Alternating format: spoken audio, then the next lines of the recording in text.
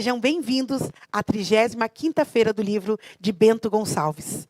A 35ª Feira do Livro é realizada através da Lei de Incentivo à Cultura, pela Prefeitura de Bento Gonçalves, Secretaria de Cultura e Educação, Fundação Casa das Artes, Biblioteca Pública Castro Alves e Sistema Fecomércio Sesc. Conta com o apoio de Vem Delivery, Viva com essa energia, Sulgás, Andrili Transporte, Caixa Econômica Federal, Banco de Todos os Brasileiros, Secretaria Especial da Cultura e Ministério do Turismo e Governo Federal. Hoje nós temos aqui no nosso palco, na nossa feira online, o escritor Ismael Sebem. Ele é um escândalo. Eu vi esse guri, basicamente, crescer aqui na feira. Fui uma das suas inspirações para um dos seus contos. Não é verdade, Ismael? E o Ismael hoje está aqui para falar com vocês, né? Falar sobre esse livro maravilhoso, né? E esse livro do Ismael está ali, ó, Moscas e Perfumes, ou Perfumes e Moscas, muitas emoções, vai de frente para trás para frente. Vai ser, né, entrevistado pelo maravilhoso Dan Polete. Acertei a pronúncia? Positivo e operante. Então, com vocês, Ismael e Dan Polete. Boa noite a todas, a todos, a todes. A 35ª Feira do Livro de Bento Gonçalves, no Rio Grande do Sul. Eu vou fazer uma descrição, uma audiodescrição do cenário.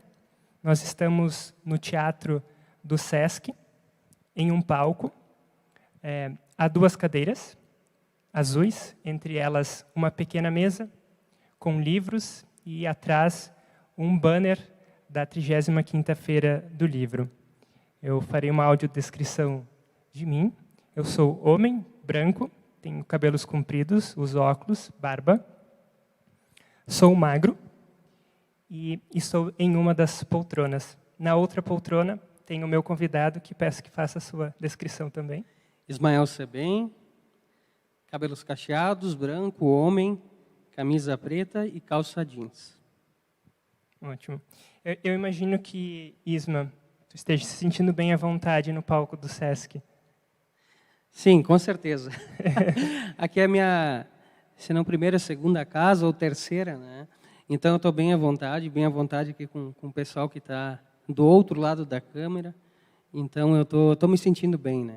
As próprias risadas da Bárbara aí comprovaram, né, que a gente estava num clima muito gostoso aqui antes de iniciar a live. Então eu estou super bem, super feliz. Ótimo. E a gente vai conversar aqui hoje sobre o teu livro, chamado Perfumes e Moscas, lançado pela editora Libretos e também com o apoio do Fundo Municipal de Cultura. Mas eu queria começar julgando o livro pela capa. Eu queria que tu falasse um pouquinho como foi esse processo de arte, diagramação. Eu sei que tu já ouviu essa pergunta várias vezes, porque ele está muito bem produzido. Fala um pouquinho para a gente sobre como foi. Tá certo, falarei. Primeiramente, a mosca tem que exaltar o Fábio Vale, ilustrador aqui de Bento Gonçalves, a criação é dele. E a composição da capa, o total, é da Clô Barcelos, então da Libretos. Então, nós escolhemos... A mosca ela passou por várias cores, né? Até nós escolhermos o vermelho. É uma cor que dialoga bastante com o texto. Então, tudo que está aqui, toda a parte gráfica, foi bastante pensada, bastante conversada entre mim e a Clô e toda a equipe dela. Tá certo? E dialoga com o nome também, digamos, porque é Perfumes e Moscas, e também com os textos que estão dentro. E dentro também, ela caminha, essa mosca. Então, ela é bastante representativa, a iniciar pela epígrafe do Eclesiastes. Bom, Perfumes e Moscas é um livro de contos, são 21 contos no total, e desses 21, 6 deles viraram um áudio, podcast. São os teus preferidos, esses 6 contos? São os preferidos para a finalidade, eu diria. Uhum. Tá? Porque eles são cênicos, né? Eu gosto de falar que os meus contos são bastante fotográficos, então a fotografia dele, a cena, ajuda bastante na hora de falar o texto, de interpretar. Sim, são 6 contos de 21, né, contos, que seria o total que estão no livro, foram escolhidos a dedo, conversando, lógico, com a editora, que fez inúmeras leituras, e até chegar, assim, a esse número. Havíamos pensado em outros, até chegarmos a 6, que, enfim, já trabalha com um tempo bastante interessante para quem vai ouvir. Lembrando que ele contempla a acessibilidade, que é um dos propósitos, né, do nosso projeto, que foi contemplado pelo fundo. Então, os áudios eles têm essa função também. Ótimo. Assim como o escritor tcheco Franz Kafka, e eu me sinto bem à vontade de citar ele aqui, porque eu sei que tu também gosta muito dele, na novela A Metamorfose, fica muito evidente que tu traz os insetos como simbolismo. Claro que, obviamente, a mosca é dos insetos a mais presente, embora tenham outras. E eu também percebi que há alguns animais que são recorrentes e que aparecem ao longo dos contos. E esses insetos e esses animais, eles carregam essa função de evidenciar problemas humanos, que estão ali sempre rondando e evidenciando problemas que são problemas nossos. Eu queria que tu falasse um pouquinho mais sobre a presença desses insetos, dessa mosca e desses animais nos teus contos. Tá bem. Isso aconteceu durante todo. Eu falo que escrever Perfumes e Moscas foi um laboratório, porque fazendo várias leituras, tendo contato com vários escritores que me influenciaram logo, lógico, né? Não inventei a roda. Eu acabei percebendo, no meio desse processo, a existência de muitas moscas, que nem você comentou, inclusive o Douglas Secanho faz a apresentação aqui e comenta sobre isso. Onde que eu quero chegar? Essa mosca aqui não está por nada e ela tem o propósito de fazer o quê? Levar o leitor para dentro do texto. Sim, ela é simbólica. Como eu já comentei, temos uma epígrafe aqui do Eclesiastes, também do Caio Fernando Abreu, que cita a mosca, portanto, ela tem essa função. Veio bastante também do nome, Perfumes e Moscas, que era o nome de um conto que nós acabamos cortando do texto, do livro, perdão, porque nós achamos que talvez não dialogava com o restante. Mas, enfim, ficou Perfumes e Moscas. Essa mosca, eu fui percebendo que, durante a criação, os contos não estavam necessariamente dialogando um com o outro. Apenas alguns personagens, poucos realmente, transitam, estão em um conto ou no outro. Então veio a ideia, né, percebendo, como você falou, esses insetos, de fazer o quê? A mosca e os perfumes, né, caminharem pelos contos. Se os contos não são ali grudados, tem algo que faz a ligação. E ela é, sim, como você comentou, bastante simbólica aqui. Eu percebi isso fica muito evidente. Há, sim, essa citação na abertura, né? O Douglas fez a abertura, Douglas Secanho, do prefácio do teu livro.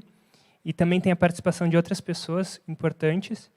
Eu acho que depois do que o Tabajaras Ruas escreveu sobre a tua obra, a gente teria pouco para dizer a mais, porque o que ele escreve é muito significativo. Eu imagino que tu deva ter se sentido muito importante quando recebeu esse texto do Tabajaras, que também está no teu livro.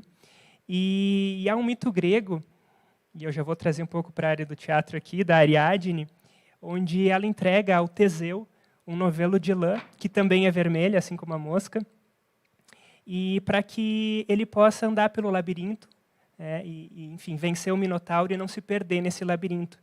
E aí eu percebo que, realmente, nos teus contos, a mosca, os cheiros, o perfume, e alguns personagens, eles têm essa função do novelo. Ou seja, os teus temas são muito variados, mas a gente não se perde nessa história.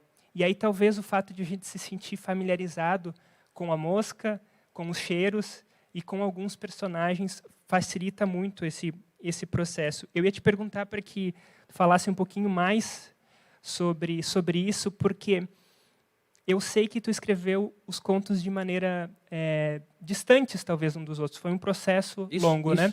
Essa mosca, ou esses cheiros, eles surgem no final do processo para conectar os contos, ou desde o princípio tu já foi inserindo esses elementos, esse teu novelo de lã, para que ao final ficasse tudo bem amarrado? Não, na verdade, durante o processo, mas na parte final, na verdade, como eu comentei, né, foi ali que eu percebi a existência dos insetos e encontrei uma função para essa mosca, né? E sobre o Tabajara, ruas, lógico, eu fiquei muito feliz, até estava falando à tarde com a Letícia, né, Verchovski, sobre isso, ela é amiga dele, e comentávamos, né, sobre a produção dele, eu fiquei imensamente feliz, né? Um trabalho que a editora fez, aí eu fiquei bastante contente, lógico. Ótimo, a gente citou o Tabajaras, que é um cineasta, né, também escritor, muito conhecido por algumas obras de literatura e também no cinema.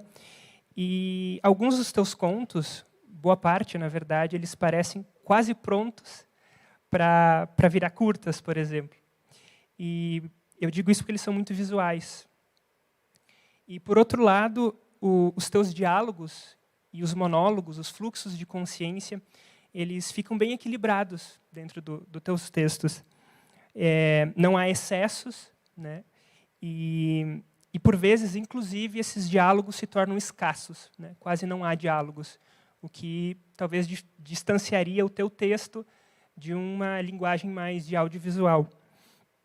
Eu sei que tu tem uma formação enquanto ator, e a minha pergunta vai nesse sentido. Como foi escrever um livro de contos que não fosse uma peça teatral e nem um roteiro de cinema? Foi literatura, né?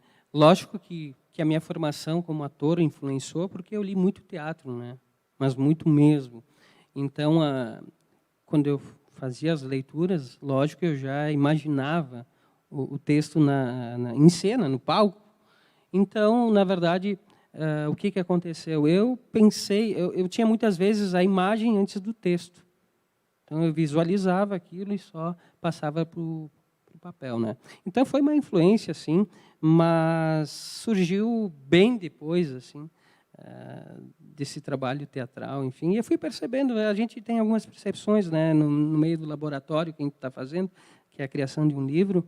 Inclusive, você falou do fluxo de consciência, né? Essas ferramentas aí são ferramentas que eu utilizo em conto, ou não utilizo pontuação em outro. São todas para fazer o quê? Fazer o leitor entrar no texto, né? Conseguir imaginar e dar função a essas ferramentas, né? Que são do escritor. Porque estar por estar, né? Elas acabam nem estando. Há contos teus também que me remetem ao teatro do absurdo. E há um conto em especial, que é o Benigno Fim, que ele tem algo de Esperando Godot, uma peça do Samuel Beckett, me lembrou muito, porque é cômico, mas também é trágico, e é um absurdo que a gente fique esperando Godot chegar, e ele nunca chega. E também parece um absurdo que o senhor Fim, fique esperando o morto dele, que também nunca chega. Eu queria que tu falasse um pouquinho sobre esse tema tragicômico, que também permeia alguns dos teus contos. Na verdade, eu até usei já esse termo numa outra participação, tragicômico, depois eu fiquei pensando, acho que realmente ele é trágico, bem mais que cômico. A personagem ou mesmo o texto. Então, eu tô ainda pensando o que eu vou dizer, né? Porque realmente toca em algumas situações bem pontuais, né? São problemas familiares, são situações de brigas internas, enfim, e dentro desse conto, né? Mas tem um lado cômico, porque é importante aqui dizer, eu gosto de trabalhar um pouco de comicidade, sim, isso você está correto, quando está muito pesado, para dar uma aliviada. Tu tem uma ligação também muito estreita com a música. Eu não quero entrar muito nesse quesito, mas eu quero trazer a música, né, para a tua formação, que vai vai certamente ter uma função no teu texto.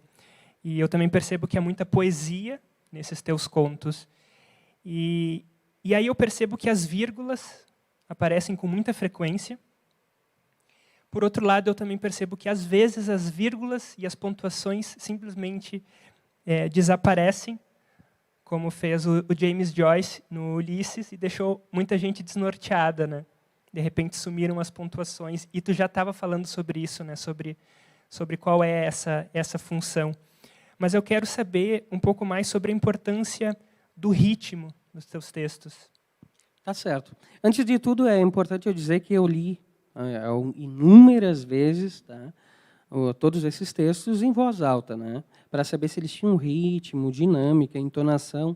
Fiz o trabalho, quando eu trabalhei com os áudios também, eu fiz um trabalho que seria de ator, né, só que um ator em frente ao microfone.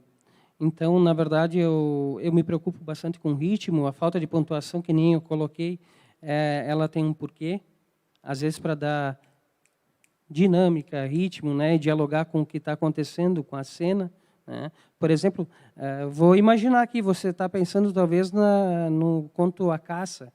Tá? Esse conto A Caça, enfim, duas pessoas saem caçar à noite, e eu trabalho com o fluxo de consciência. Então, eu quero que o leitor entre realmente na cabeça, né, dessa personagem.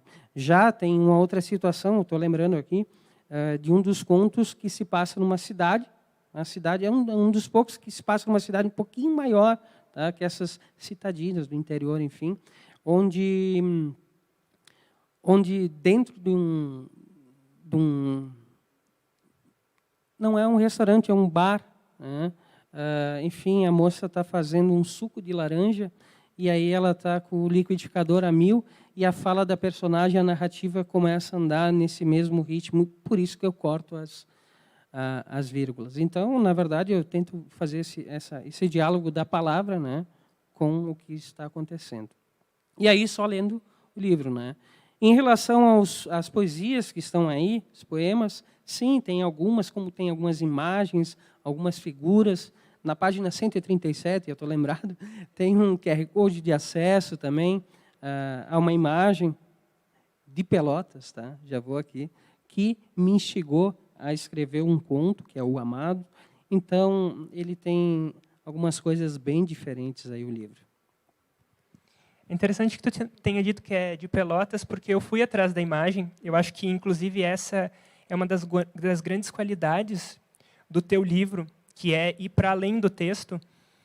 E eu fui atrás dessa imagem e ele joga para o link, a gente consegue ver, né? Eu não vou fazer uma descrição, porque eu não quero tirar surpresa, mas a gente vê uma imagem, mas a gente não sabe de onde é.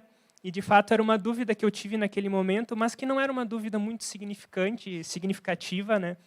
Mas ela impacta porque ela potencializa o texto. Assim como os teus áudios. Eles não são só uma ferramenta, né? Eles acabam potencializando. Tem a escolha da trilha sonora que vai acompanhar os teus áudios, né? Destes 6 que estão disponíveis, que certamente também foram pensados, não são aleatórios. Foram. Inclusive, o Darlan Macedo, músico, fez uma das trilhas, né? Importante citar. Você comentou também, não quero esquecer de falar do Juliano Dupont, que escreveu para a orelha do livro, já que nós citamos o Douglas, o Tabajara, então, falar dele também, né? Eu quero retomar um pouquinho essa questão da falta de pontuação. Quem já está um pouco mais acostumado, talvez, estou pensando agora em ler Saramago, por exemplo, Lógico. O próprio Walter Ugumãe, eles brincam um pouco com a forma, claro que eles têm toda a propriedade do mundo, né? Eu lembro de uma ocasião que o próprio Douglas Secanho falou sobre isso, né? A gente precisa primeiro dominar a técnica, entender como funcionam as estruturas básicas, para depois conseguir desconstruí-las, né? Isso é sempre muito importante no nosso papel enquanto produtores de literatura, né? Criadores de literatura. E essa cena que tu descreve, que na minha cabeça eu tenho uma visualização, eu imagino uma cidade, eu imagino um lugar dessa cidade, e é o primeiro momento em que isso acontece, onde somem as pontuações, né? Some o ponto, some a vírgula, e é o primeiro estranhamento que a gente tem para em seguida vir esse outro fluxo de consciência que tu fala da caça. Então, o leitor já vai um pouco mais preparado. Mas eu imagino que alguns leitores vão ser pegos um pouco de surpresa, né? Isso é bom. É bom, é positivo. E a gente estava falando aqui sobre esse cenário, né, que tu descreve, falou da cidade e tudo mais. E eu percebo que teus personagens, eles todos estão muito ligados a esses espaços geográficos. E, enquanto leitor, eu fico com a impressão de conhecer muitos desses lugares. Você falou antes sobre Pelotas. Eu não sabia que era Pelotas, mas parecia que era na esquina da minha casa. E no entanto, poderia ser uma cidadezinha aqui da Serra Gaúcha, poderia ser uma cidadezinha no sul de Minas. O mesmo vale para a cidade grande, né, para a capital, que poderia ser uma capital do sul, uma capital do norte. E eu também percebo outra coisa, que é o fato dos teus personagens eles não terem sobrenomes. Os nomes compostos também são raríssimos. E tudo isso vai jogando a gente para uma certa... Pode ser o meu vizinho, pode ser a minha cidade, né? E pode ser qualquer lugar. Eu queria que tu falasse um pouquinho mais da tua relação entre a escrita dos teus contos e esses cenários, fossem eles rurais ou cenários urbanos. Na verdade, como eu comentei, já os temas são universais, tá? Dentro de uma geografia rural. Claro que a gente até conversou, né, em off um pouquinho sobre isso, do regional, né? Mas eu acho que não. Os temas são universais, podem acontecer, essas histórias podem acontecer em qualquer lugar. Claro que o cenário influencia, o cenário que está mais próximo de mim, talvez é o cenário que eu consigo, de uma forma mais prática, enfim, vivenciar e depois passar para o papel. E eles são também bonitos, entendeu? Bonitos enquanto não beleza poética. Dá para tirar de algumas imagens, né?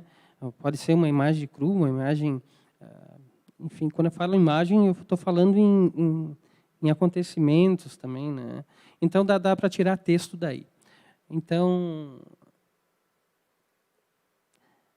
é inspirador, tá? É inspirador essas imagens.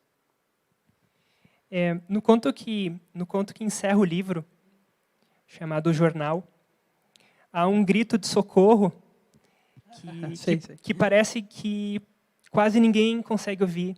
E é impressionante porque ele é, de fato, um grito. E agora eu lembrei também do livro O Processo, também do Kafka, onde a gente fica tão 2020, pensando a tanto absurdo acontecendo, que a gente pensa para onde a gente vai, né? E teu livro agora é público, e cada leitor vai fazer, assim como eu fiz, as suas leituras particulares. Eu quero saber se tu tem algum receio de não ver teus contos compreendidos, ou se tu receia ter que explicar a piada, ter que explicar o porquê que falta o ponto. Sim. Não receio. Não quero explicar, acho que não devo explicar. Como autor, eu tenho sim uma responsabilidade para a escrita, mas a leitura quem faz é o leitor, ele que é a recepção. Então, que bom, né? E tomara que ele não faça uma leitura só, faça várias. Tá?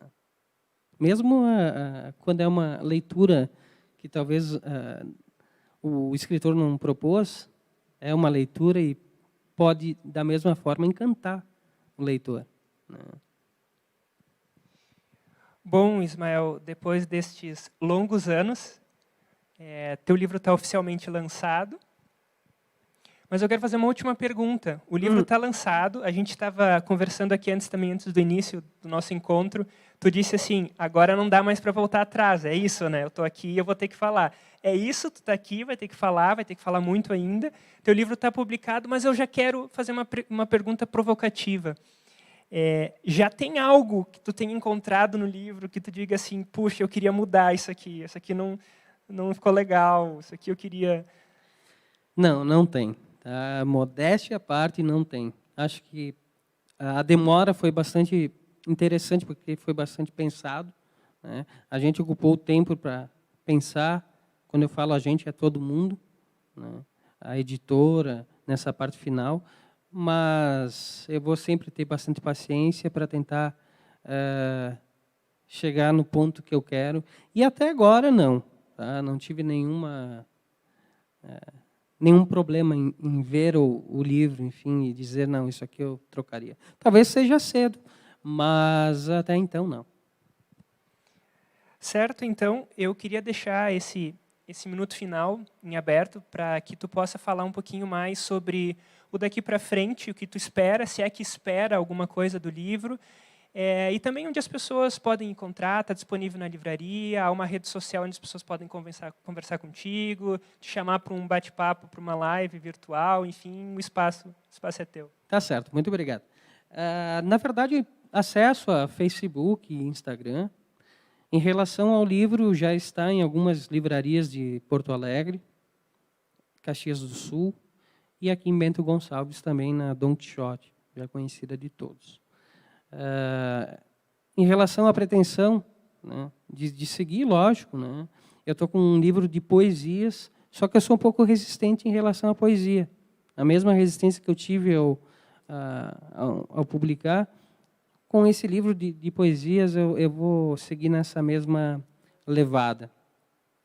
Até eu não sentir que ele pode ser publicado da forma que eu quero, eu não está lá, ele já existe. Em relação aos contos, é o gênero que eu de melhor que eu gosto realmente, textos curtos, né, com sintetizados, com síntese, né, enfim. E romance, eu estou falando de alguns gêneros, né, enfim, tá. Penso também, e, enfim, eu sigo escrevendo. Não, talvez, no ritmo que eu escrevia Perfumes e Moscas, devido a outras coisas, enfim, mas eu não deixo de escrever, não. Estou sempre em função ou lendo, né? Também a leitura traz muitas ideias e deixa a gente bastante ativo, né? Como o escritor. Eu até eu dei uma entrevista para um jornal que eu disse que o escritor, antes de sentar a bunda na cadeira, tem que ler bastante, né? E eu creio que seja uma... Dá para afirmar isso. Certo. Eu considero a nossa família literária, né?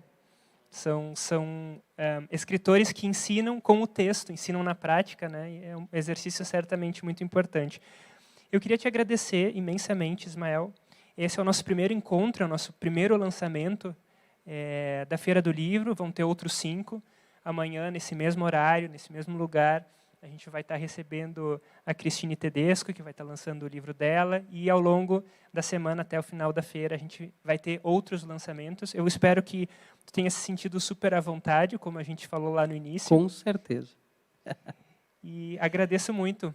Eu posso me sentir mais à vontade ainda? Claro. Falar da minha participação nos outros dias, acho que é importante. Por favor. Amanhã conversarei com o escritor Luiz Rufato, e no dia 15 terei um bate-papo também bastante bacana sobre literatura.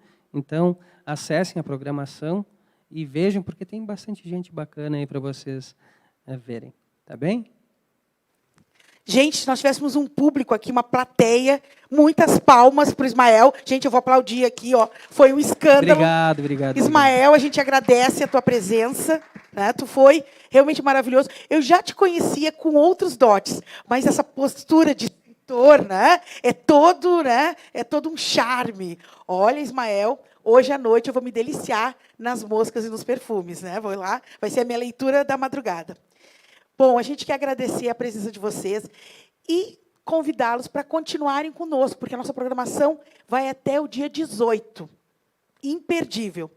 E mais tarde, logo, nós temos uma atividade aqui no palco, né? Nós temos com a nossa patrona, né?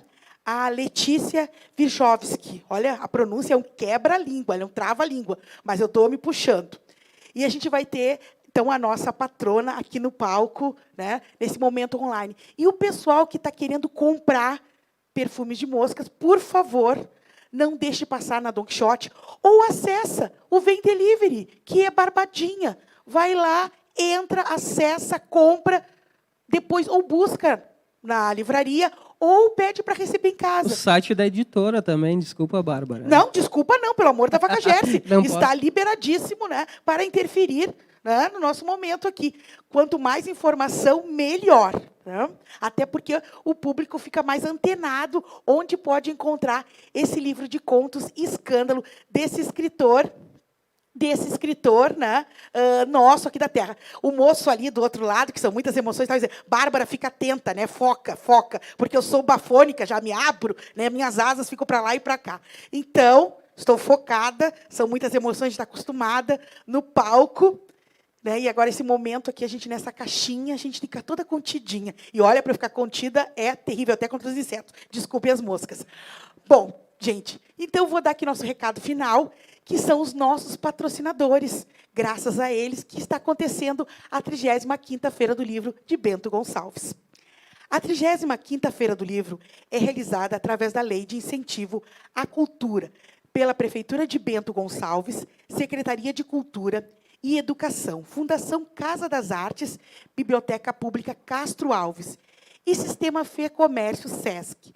Conta com o apoio da Floricultura Saara é bom, né? Saara, né? A Floricultura Saara, que tem as flores mais lindas, mais escandalosas. Vem Delivery, Hotel Vinocap e curso de design da Universidade de Caxias do Sul. E tem o patrocínio da Sulgás. Viva com essa energia. Anderli Transportes, Caixa Econômica Federal, o banco de todos os brasileiros, e Secretaria Especial da Cultura, Ministério do Turismo e Governo Federal. Muito obrigada e logo, logo a gente tem muito mais atrações. Fiquem ligados, porque a nossa feira